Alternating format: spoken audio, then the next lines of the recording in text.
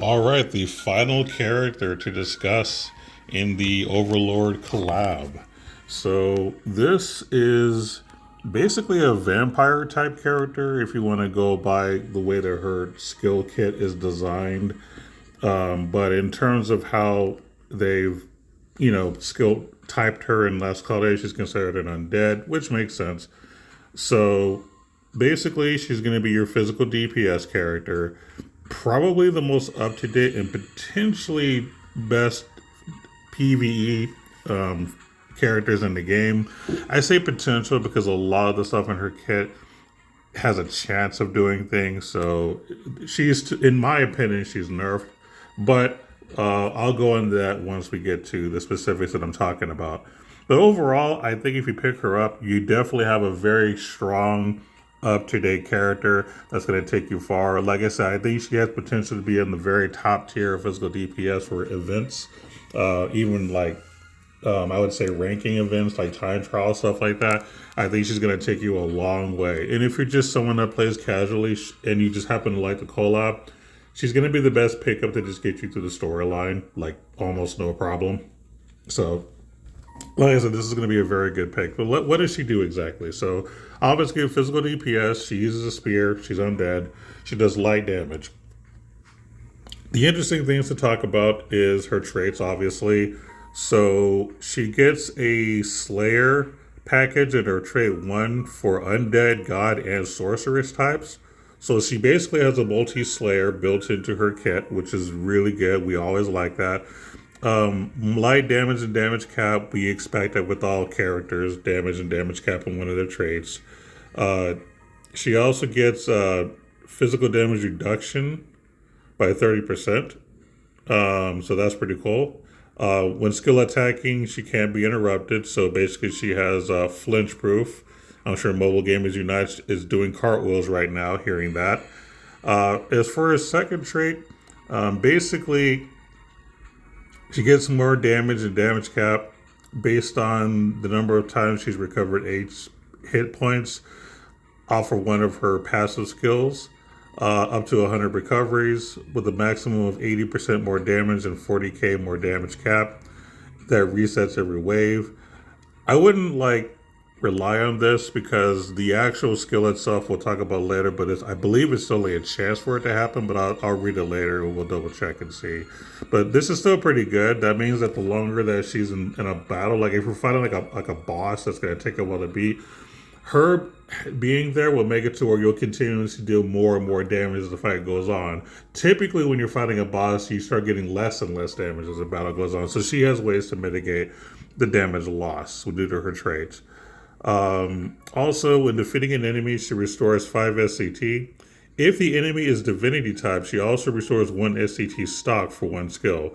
Now, divinity types is considered god, undead, spirit, and dragons. So if you look at like Divinity Buster, those are usually the type of character or enemies they're talking about. So I'm pretty sure those 4 are accounted here as well. I assume.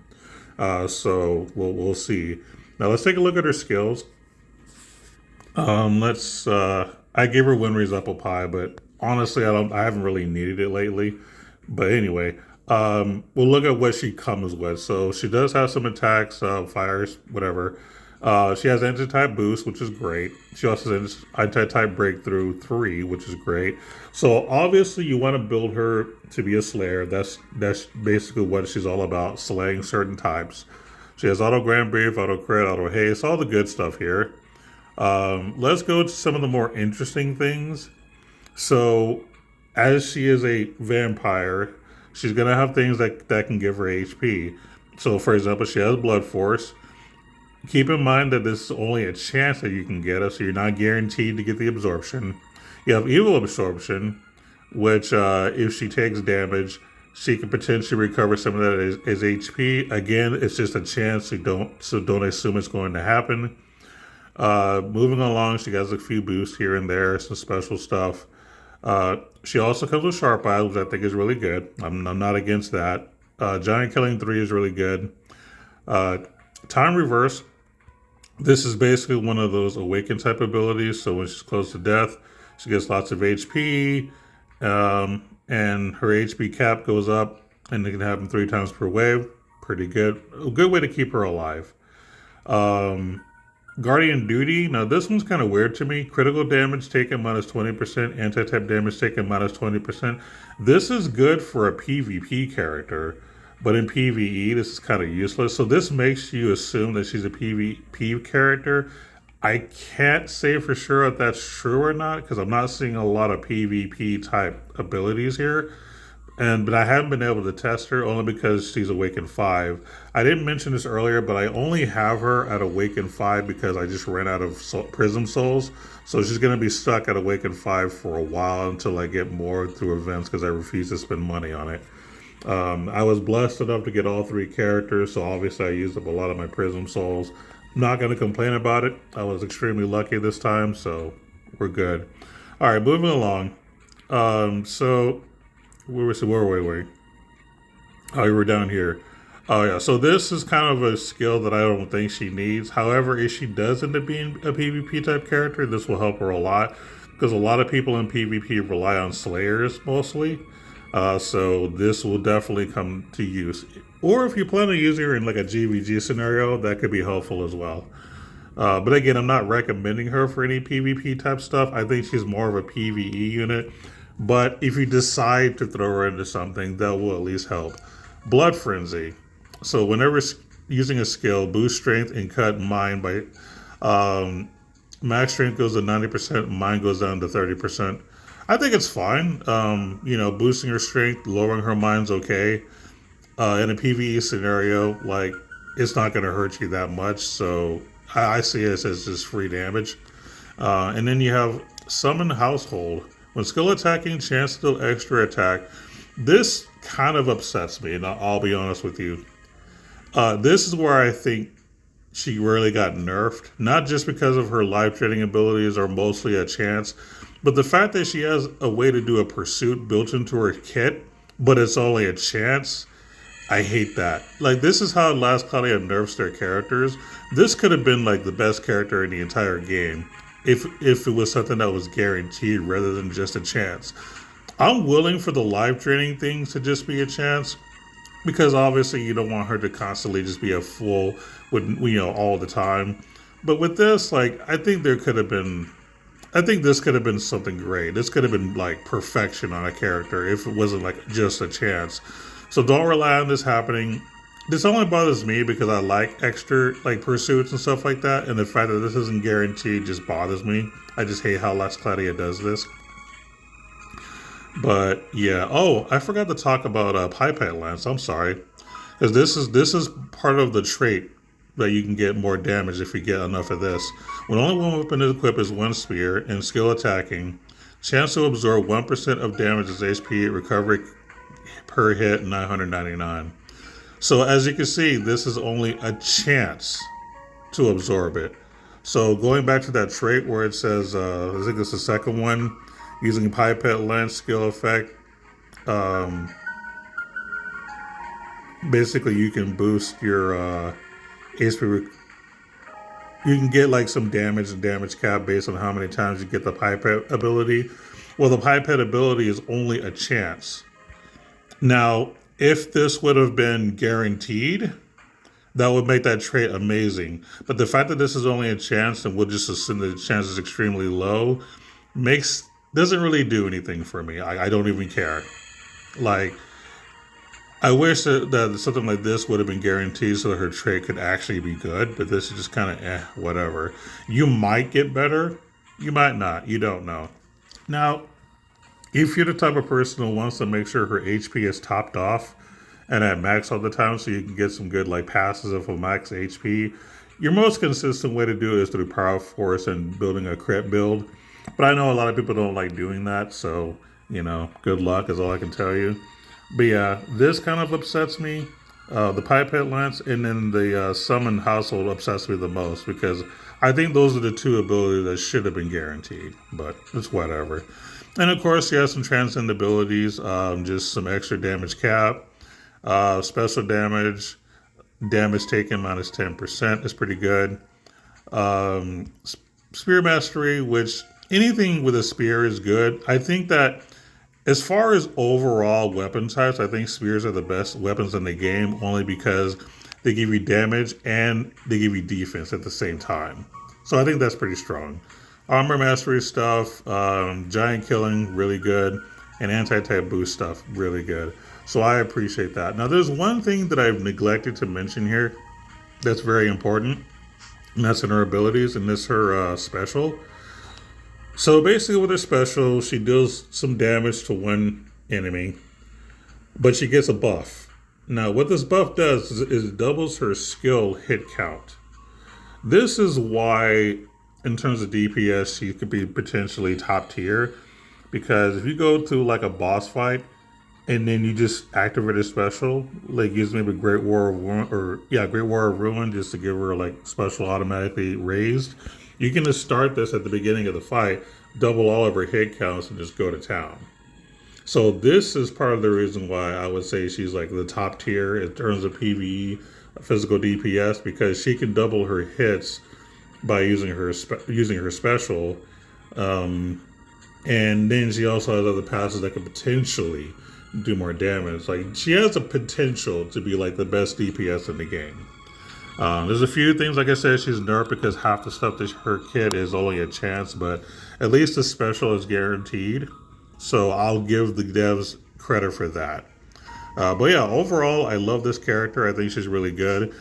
She is weak to curse. I gave her a couple of accessories to help with that, but she is weak to curse. So if you're worried about an enemy cursing her, just throw on a couple of accessories to help with that, and you're good to go. But other than that, like she's a really, really solid character. Like I'm so happy that I pulled her. But yeah, I mean, let's go ahead and do the showcase, and then I'll talk about the arc.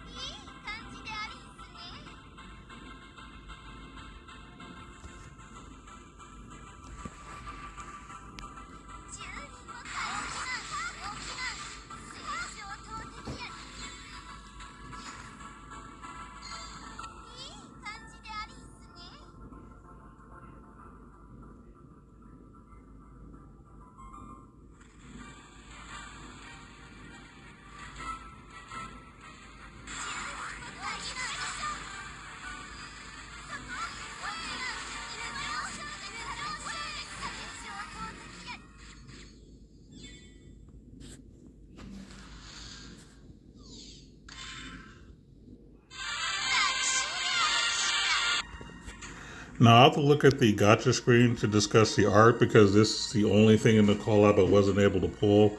So we'll just kind of take a quick look at it. So light physical tag damage boost. Damage undead god and sorcerer attacks plus 30%, which helps the new characters passives. If she's an undead type, which she is, enemy attention drawn +1, strength and defense plus 10%, armor equipped, magic attack damage taken minus 20%. So the first half is great, second half is just okay. As far as the learnables, we have a few that we've seen before, but let's take a look at some of the new stuff. Armed, or fully armed and armed. Or are fully armed and armored. That's hard to say at first. Anyway, for 6SC, you're getting 12% strength and 7% damage reduction. That's pretty good. For 6SC, granted, yes, you do have to equip an armor, but I think that's fine. Like I said, you're getting damage and damage cap. I'm not sorry, you're getting damage and damage reduction. I'll take it. You have Undead Buster, which is fine. Spear Mega Boost I like, only because, like I said earlier, spears are the best weapons in the game overall because of the fact that you get offense and defense. So that's why I like it. 12SC is a lot, so a lot of people won't want to equip it. But I would do it. If I was using someone with a spear, I would 100% do it for the offense and defense part of it. And then True Vampire. So 8SC, Mine minus 20%, but greatly boosts physical attack damage. Damage cap max mine minus 20%, and then damage was 50% with a damage cap of 50k.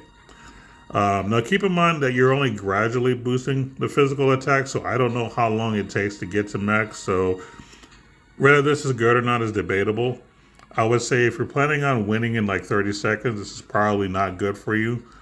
But if you're in for a long fight, which I imagine that's how you use her is for those long fights, this will be very helpful, I think. So yeah, I like fully armed and armored, and I really like Spirit Mega Boost, and I really like True Vampire. So they got some really good learnables. As for the Aether reward, this is nothing special. Shock, shock. Basically, you have an accessory. It gives you some minor stat increases. The trade says you get 5% defense, which is okay. Spirit equip, physical attack, and special damage plus 15%. Again, okay. Light resistance plus 10. I say that that's pretty decent, but it's okay. Like I said, there's lots of better accessories out there if you're really trying to make her good. This isn't nothing to get excited about, which I'm not surprised at.